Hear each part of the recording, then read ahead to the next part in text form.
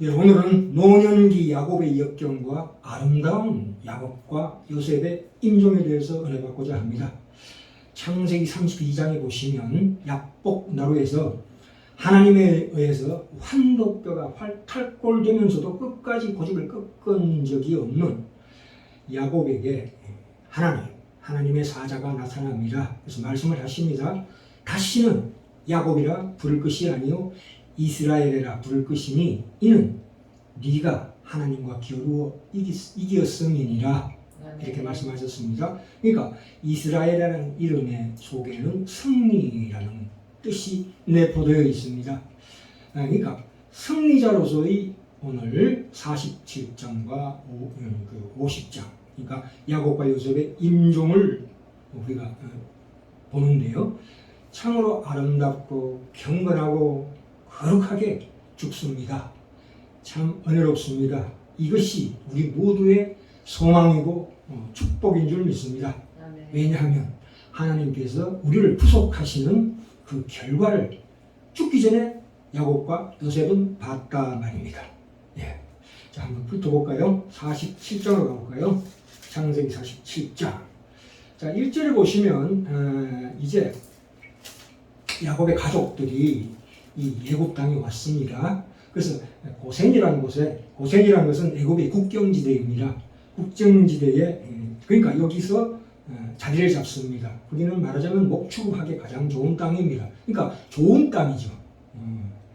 이 나중에 가나안으로 갈 때 유리하게끔 그 국경지대에 틀을 잡게 만듭니다. 그러고 난 다음에 7절에 보시면 요셉이 자기 아비 야곱을 인도하여 바로 앞에 서게 하니까 야곱이 바로에게 축복합니다. 그러면서 이 바로가 야곱에게 묻습니다. 네 나이가 몇이냐? 그랬더니 야곱이 바로에게 고하되 내 나그네 길의 세월, 내 나그네 길의 세월이 130년이니이다. 지금이 130세입니다. 147세, 그러니까 17년 동안 살다가 죽는데요. 나의 연세가 얼마 못되니 우리 조상의 나그네 길 또 나옵니다. 나의 나그네 길, 조상의 나그네 길. 그러니까 이 이스라엘 민족이 아직은 나그네다 이 뜻입니다. 나그네 길을 걷고 있다. 나그네라는 말을 2번 했습니다. 이것은 무슨 얘기냐? 우리 천국을 믿는 우리 성도의 마음에만 있을 수 있는 말씀이다 이거예요. 그래서 뒤에 보시면 험악한 세월을 보내었나이다. 이 험악한 인간의 고난을 많이 겪은 사람일수록 천국의 실제를 알게 된다 이 뜻입니다. 그리고 47장 13, 14절을 보시면 기근이 더욱 심하여져서 이 애굽 땅에 요셉의 그 현명한 양곡 정책을 펴는 것을 볼 수 있습니다. 그래서 결국 쭉 가다가 그들의 땅을 사가지고 국유지로 만들어서 다시 돌려줍니다. 5분의 1을 바로에게 바쳐 나머지 5분의 4를 백성들이 갖게끔 만듭니다. 굉장히 그 지혜로운 참으로 너그러운 정책을 요셉이 펴고 있는 것을 볼 수가 있습니다. 그런데 이 47장의 하이라이트는 역시 오늘 읽은 47장 31절 야곱이 죽기 전에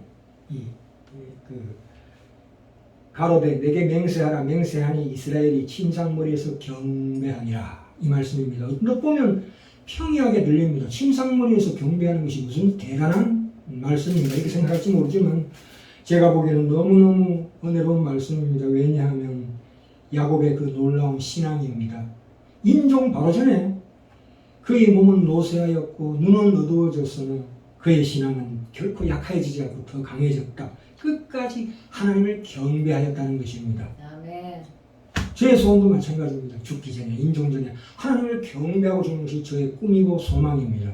그게 진정한 믿음의, 그러니까 그 구속의 결과를 이제 마지막으로 본인의 입으로 신앙 고백하고 죽습니다. 대단한 말씀이죠. 네. 자, 본 김에 48장으로 갑시다. 이 드디어 야곱이 죽기 전에 그 요셉을 불러서 에브라임과 므낫세, 그러니까 므낫세가 장남입니다.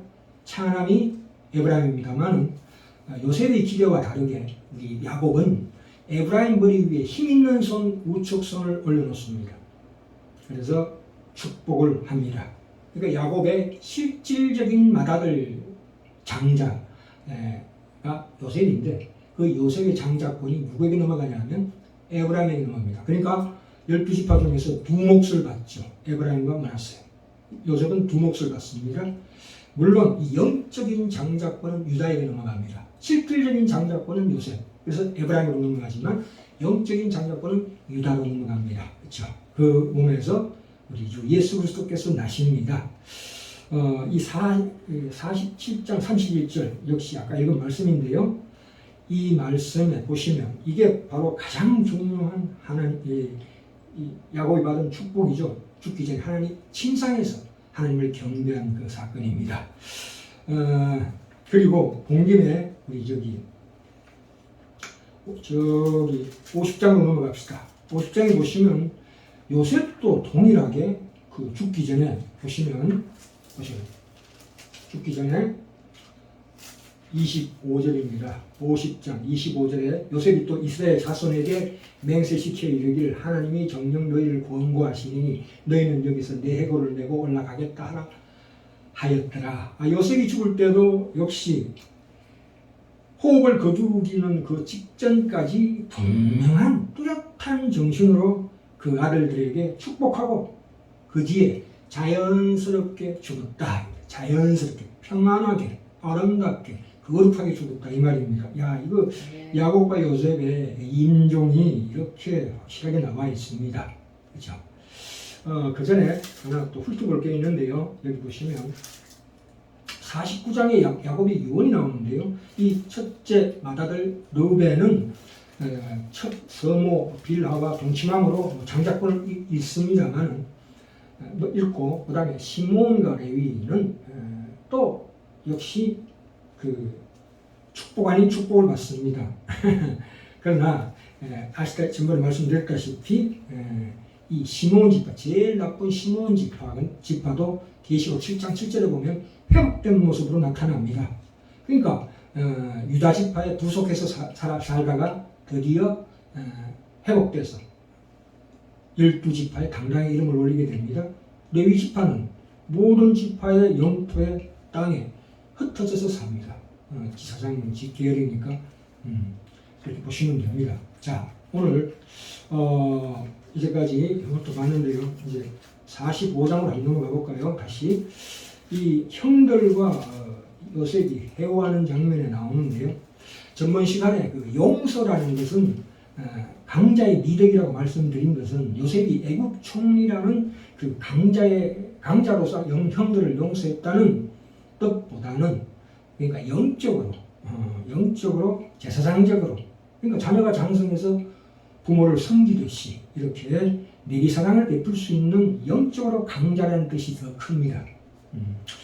자, 여기에서 이 그 요셉과 형들의 해오를 통해서 이때까지 있어왔던 요셉의 고난의 의미를 다시 한번 새겨볼까요? 크게 세 가지가 있습니다.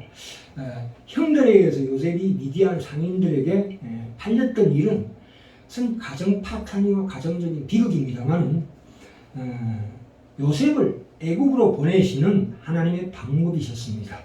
그것이 요셉으로 보자면 그것은 종으로 팔려가는 기가 막힌 비극이었지만 가정이 깨지는 그런 것이었지만 그것이 바로 하나님께서 요셉을 애국으로 보내시는 방법이었다 이 말입니다.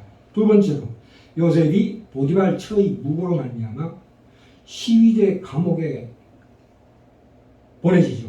그것도 요셉으로 봐서는 억울한 일이었지만 그를 바로 앞에 세우고자 하는 하나님의 지혜요 하나님의 책략이었다 이렇게 보시면 됩니다.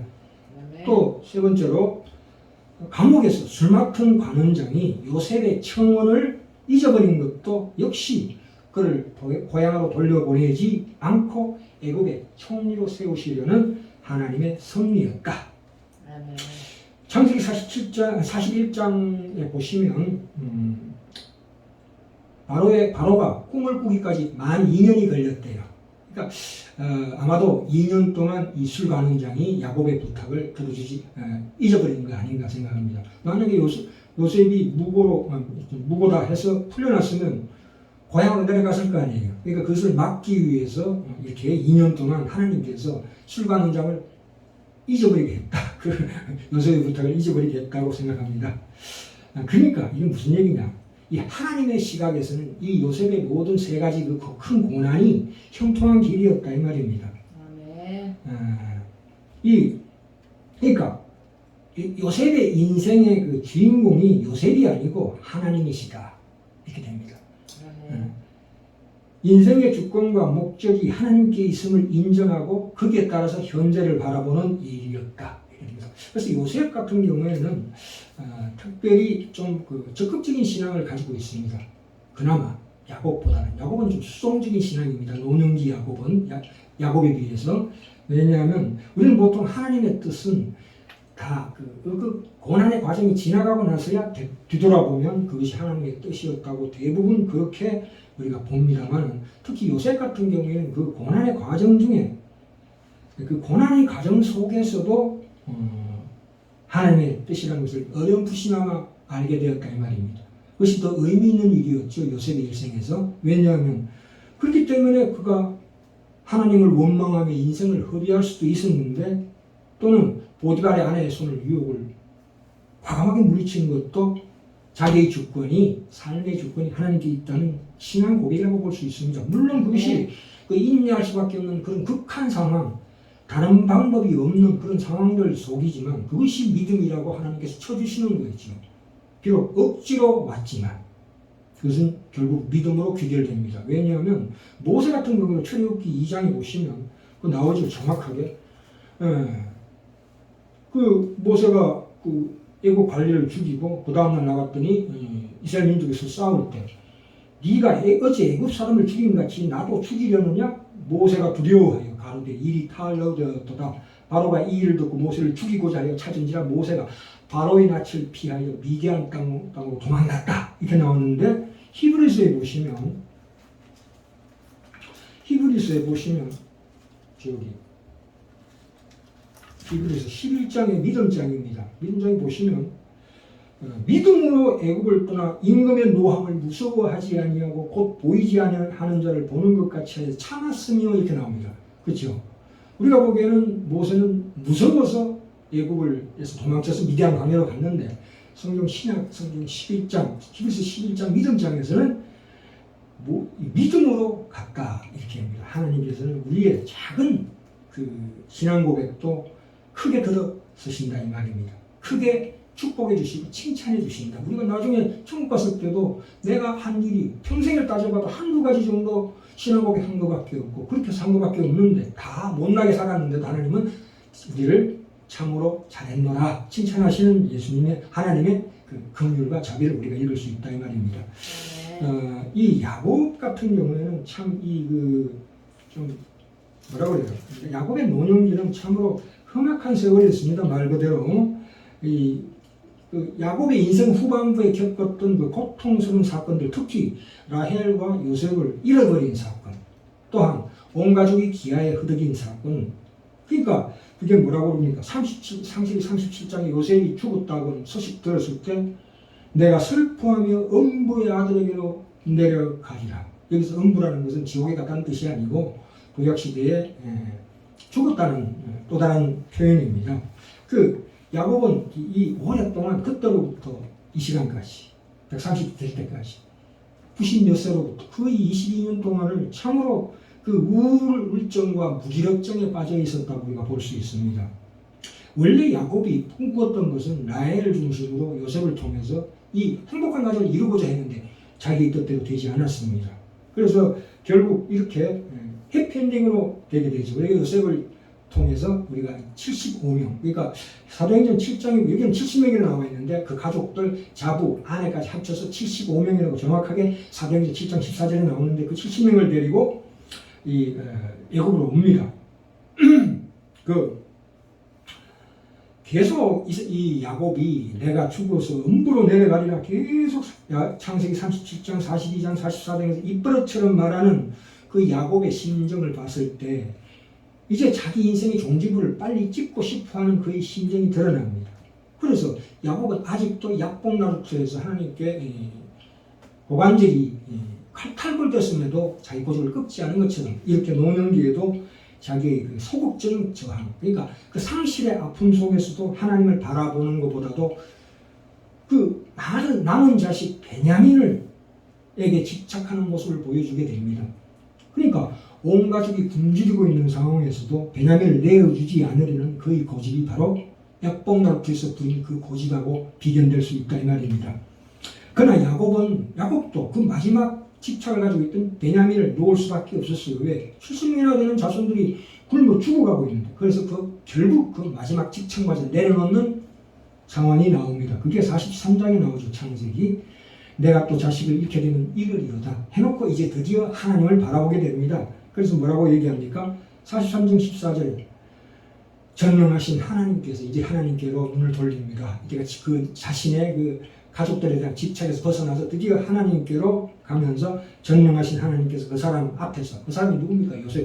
요셉인지 모르죠. 총리 앞에서 너에게 은혜를 베푸사 그 사람이 총리가 시므온과 베냐민을 돌려보내기 원하노라.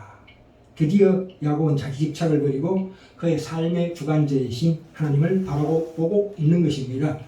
이러한 야곱의 눈이 마침내 하나님을 향해서 더 활짝 열린 것은 요셉이 보낸 수레, 야곱을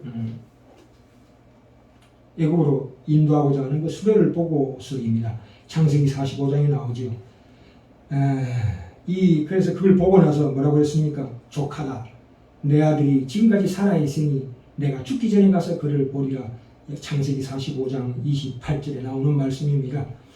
이 수레를 보고 자기가 죽었다고 생각했던 아들이 그냥 살아온 것만도 아니고 애굽의 그 강대국의 총리가 되어서 나타난 것은 참으로 예수님 요한복음 16장 16절에 예수님이 돌아가시기 전에 조금 있으면 너희가 나를 보지 못하겠고 또 조금 있으면 나를 보리라. 왜요?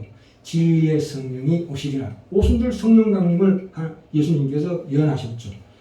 예수님이 오순절 성령 강림하셨다는 것은 예수님이 부활 성천하셨다는 확실한 증거거든요.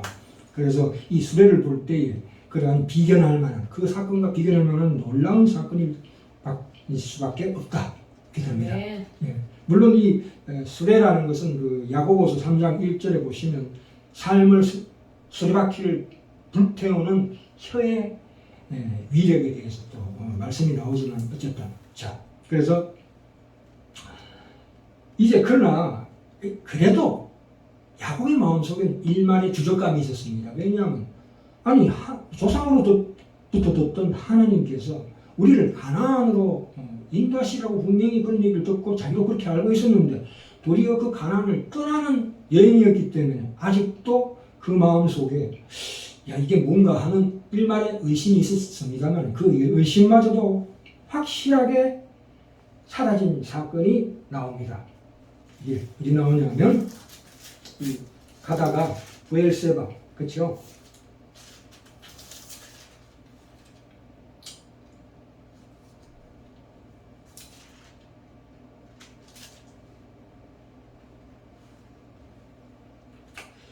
그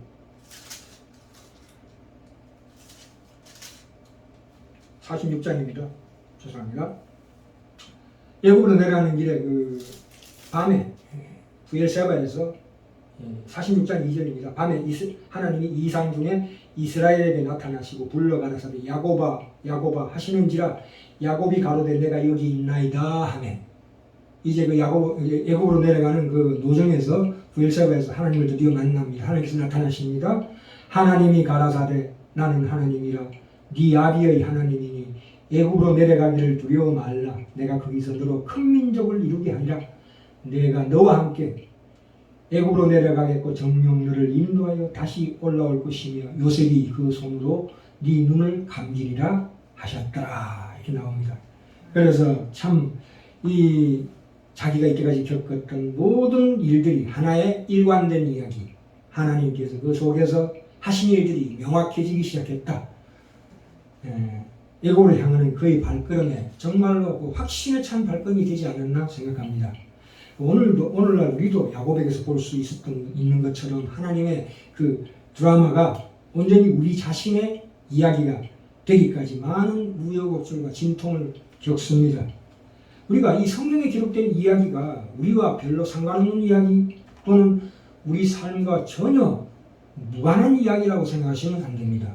물론 간헐적으로 이것이 하나님의 나를 향한 뜻이라고 우리가 이해는 하고 있지만 이렇게 적극적으로 성경의 이야기와 우리의 삶의 이야기가 연결시켜 이해하려고 노력할 때 그 이야기가 우리로 하여금 성경의 그 이야기가 우리로 하여금 나의 내면의 상처와 외적인 역경들 도전과 응전에 있어서 내가 이 고난을 뚫고 나가야 될 그 의미와 좌표와 목표를 부여하기 때문입니다.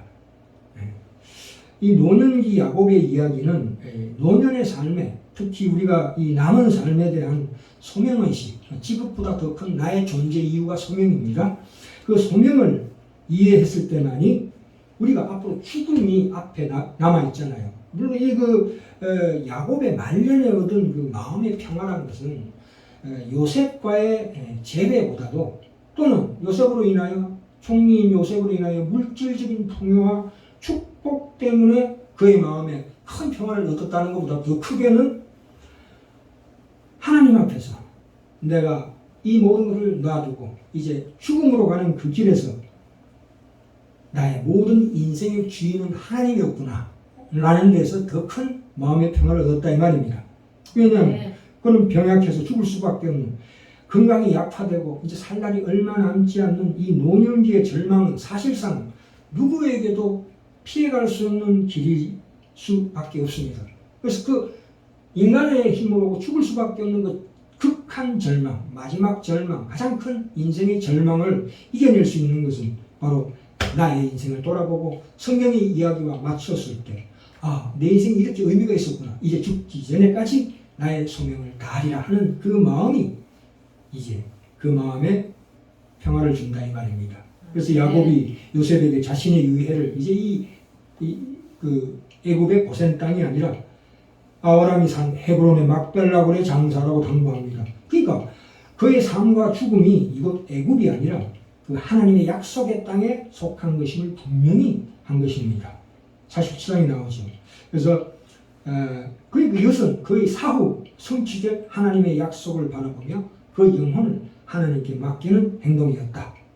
야곱은 이러한 소망과 신앙에 따라 죽기 전까지 그의 자손들을 축복하는 소임을 다했다 이 말입니다. 요셉도 마찬가지죠. 해골을 가나안으로 옮겨라 이렇게 유언을 내리고 죽었습니다. 물론 이것이 이제 신약 입장에서 보면 희미한 그림자였지만 우리는 이 모든 결과들을 다 보는 자죠. 그러니까 우리는 야곱과 요셉의 임종보다 더 우월한 축복받는 임종을 맞이할 수 있는 그 소명의식을 가지는 것이 얼마나 중요한가. 이 야곱과 요셉의 이 노년의 삶을 통해서 우리에게 우리의 삶을 조명해서 우리도 이렇게 하나님에 대한 소명의식을 가지고 죽을 때까지 이 소명을 붙들고 나갔을 때 앞으로 다가올 우리의 죽음이 결코 두렵지 않고 그 속에서 참으로 야곱과 요셉이 죽었던 것처럼 아름답고 경건하게 거룩하게 죽을 수 있다고 확신하는 바입니다.